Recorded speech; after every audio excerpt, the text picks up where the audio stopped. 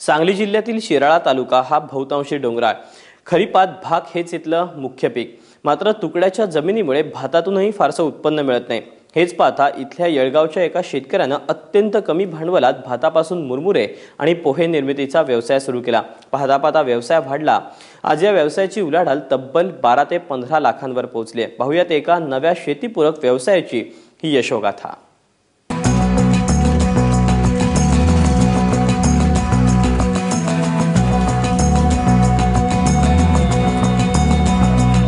गेल्या 17 वर्षापासून सांगली जिल्ह्यातील शिराळ्यातील कडोले कुटुंबीय मुरमुरे आणि पोहा निर्मितीचा व्यवसाय करतायत। शेतीला पूरक व्यवसाय म्हणून अगदी लहान स्तरावर व्यवसाय सुरू केला। पाहता मागणी वाढली आणि व्यवसायाचा पसारा वाढवावा लागला। आज मोहन कडोले या व्यवसायाची धुरा सांभाळतात। रोज 5 ते 6 तास अख्खं कुटुंब या व्यवसायात राबतं। नोकरीच्या मागे न लागता व आपण व्यवसाय करूया असं एक मनाशी ध्येय केलं आणि हा व्यवसाय मी चालू केला आहे। हा व्यवसाय चालू करून जवळजवळ 17 वर्ष झाली। प्रॉफिट वगैरे त्याचा बऱ्यापैकी आहे आणि एक छोटंसं विक्री केंद्र सुद्धा मी शेडगावडी फाट्यावर चालू केले आहे। आमची घरची शेती आहे 2 एकर। त्यात एक 16 क्विंटल तांदूळ होतो। त्यातला एक थोडासा आम्ही खाण्यासाठी तांदूळ वापरतो आणि थोडा जे पोह्यासाठी तांदूळ म्हणजे आपला बाचका पोहा तयार करण्यासाठी तांदूळ आम्ही त्यातला वापरतो।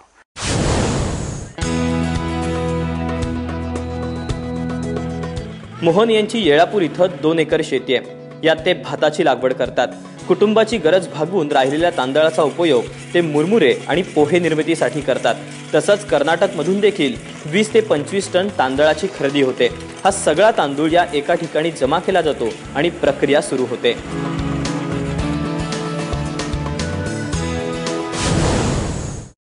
हे 3 फॅन आहेत। 3 फॅनवर एक मोटर जोडलेली आहे, 1 HP ची मोटर। त्या मोटरला एक आहे ती वाळूची कढई आहे, एक आहे ती मोकळी कढई आणि एक आहे ती आपल्या मिठाची पंखा आहे आणि त्याला खालनं असा गरम होण्यासाठी आम्ही सोयाबीनचं बुसकाट किंवा शेंगाचं फलकट वगैरे लावतो। त्यामुळे ते खालचं आहे तो कढई फुल अशी गरम होते आणि ते गरम झाल्यानंतर त्यात आम्ही भात चिरमुरा त्यात भाजून घेतो।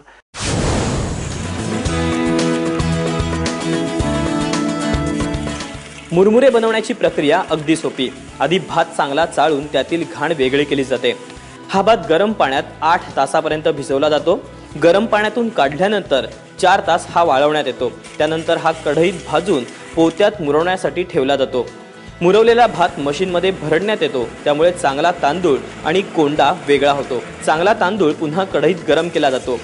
या मुरमुऱ्याला चव येण्यासाठी आणि तो जास्त काळ टिकावा यासाठी त्यावर मिठाचं पाणी लावलं जातं आणि हा भात फुलवण्यासाठी भट्टीत टाकला जातो, जिथं याला पांढरा शुभ्र रंग आणि कुरकुरीतपणा येतो।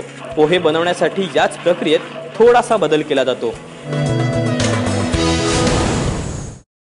ह्याच भाताचा जर पोहा करायचा असला तर पाण्यातून काढलेलं भात वाळूमध्ये भाजून गरम भात तसंच पोहा मशीन मध्ये प्रेस करायला न्यायला लागते आणि ते प्रेस म्हणजे पोहा मशीन मधनं कोंडा एका साईडला आणि तांदूळ एका साईडला निघतोय।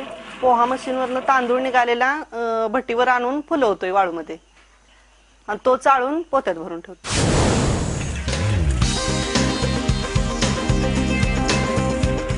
85 किलो तांदळापासून 45 किलो मुरमुरे तयार होतात। मोहन यांचे हेच मुरमुरे शिराळा तालुक्यासह शाहूवाडी, मलकापूर, कराड इथं विक्रीसाठी पाठवले जातात। 80 रुपयांपासून ते 110 रुपये किलो प्रमाणे याची विक्री होते, तर पोह्याची 50 रुपये किलोने विक्री होते। शिराळ्यातील स्थानिक जातीच्या भातापासून तयार केलेल्या मुरमुऱ्यांना ग्राहक अधिक पसंती देतात। वर्षाकाठी 10 ते 12 लाखांच्या मुरमुऱ्यांची मोहन कडोले विक्री करतात। सर्व खर्च जाता त्यांना 3 ते 4 लाखांचं उत्पन्न शिल्लक राहतं। साठी आम्हाला एकूण अंदाजे 31 टन भात लागतोय। त्यातील 10 टन आमच्या जवळच असतोय आणि 20 टन कर्नाटकचा असतोय। त्यातील एक निव्वळ नफा आम्हाला एक 1.5 ते पावणे 2 लाख रुपये मिळतो चिरमुऱ्याचा आणि जे पोहा आम्ही तयार करतो एक 50 ते 80 हजारापर्यंत पोह्यापासून। कमी धारण क्षेत्र, भाताचं अपुरं उत्पादन आणि वाढता उत्पादन खर्च यावर कडुले कुटुंबानं प्रक्रिया उद्योगाची कास धरली. कमी भांडवलात मुरमुरे आणि पोहे निर्मितीचा व्यवसाय सुरू केला, ज्यातून शाश्वत उत्पन्नाचा नवा मार्ग मिळाला. चंद्रशेखर खुले, एबीपी माझा, कोल्हापूर.